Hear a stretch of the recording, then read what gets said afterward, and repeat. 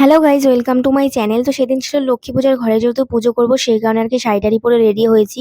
তো সন্ধ্যাবেলার দিকে পুজো হবে, কিন্তু আমি সকালবেলার দিকে স্নান করে আলপনা দিয়ে ফেলেছিলাম। আর এখানে আমি আর বদ্দি মিলে সমস্তটা গুছিয়ে রেডি করেছি, যেহেতু আমরা দুজনেই উপোস থাকবো। তো তাড়াতাড়ি করে সবকিছু গুছিয়ে রেডি করে ফেলেছিলাম, কিন্তু তারপরও অনেকটা লেট হয়ে গেছিলো পুজো হতে হতে, কারণ ঠাকুরমশাইকে যে টাইমটা দেওয়া হয়েছিল সেই টাইম মতন আসেনি। তো বারবার করে ওনাকে ফোন করা হচ্ছিল, উনি তো শুধু বলছিল এই তো চলে এসেছি, আর বেশিক্ষণ লাগবে না। তো এরকম বলে বলে 1.5 ঘন্টা পরে ঠাকুরমশাই এসছে।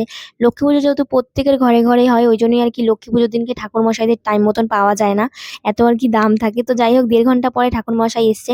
তো এসে পুজো শুরু করেছে, এদিকে বর টিভিতে খেলা চালিয়ে থুয়ে দিয়েছে। তো সবাই মিলে বলছিল টিভিটা বন্ধ করার জন্য, কিন্তু ও বলছে দরকার হয় আমি ভলিউমটা কমিয়ে রাখছি, কিন্তু খেলা আমাকে দেখতেই হবে। আর এদিকে ওকে কি বলবো, ঠাকুরমশাই দেখি পুজো জোগাড় করতে করতে হঠাৎ করে ব্যাগের থেকে মোবাইল বের করে খেলার স্কোর দেখা শুরু করে দিয়েছে। তো সেটা দেখে তো আমার ভীষণই হাসি পেয়ে গেছিল। আর আমাকে পার্লার থেকে যেহেতু বলেছিল যে 1-2 মাস মোটামুটি চুলটা বাঁধতে না, যেহেতু আমার স্ট্রেটনিং করানো ছিল।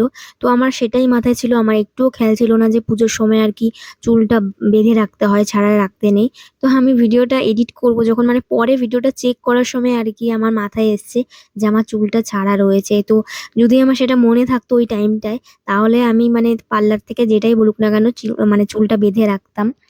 বর্ষাদ্দ কার্তিক মাসে শুক্লপক্ষে মহা পূর্ণিমা তিথৌ সুমন মজুমদারস্য গোত্র কি কাশ্যপ গোত্রস্য গণপত্যাদি নানা দেবতা পূজা পূর্বক শ্রী শ্রী কোজাগরি লক্ষ্মী পূজা করিষ্যামি। প্রণাম করে এখানে রাখো।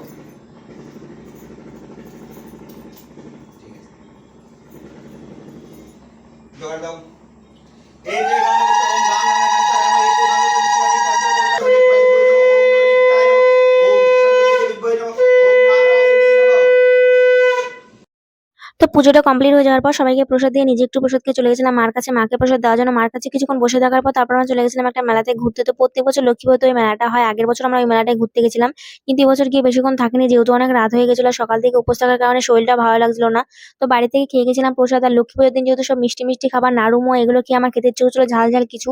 তো লক্ষ্মী পুজোর দিন তো আমরা নিরামিষ খাবার খাই, এদিকে মেলাতে ঝাল ঝাল নিরামিষ খাবার কি পাবো। তো অনেক খোঁজাখুঁজির পর একটা দোকানে দেখলাম নিরামিষ ঘুগনি বিক্রি করছিল, তো সেখান থেকে ঝাল ঝাল ঘুগনি খেয়ে চলে গেছিলাম বাড়িতে। তো যাই হোক, ভিডিওটা এই পর্যন্ত। ভালো লাগলো অবশ্যই লাইক, কমেন্ট এন্ড শেয়ার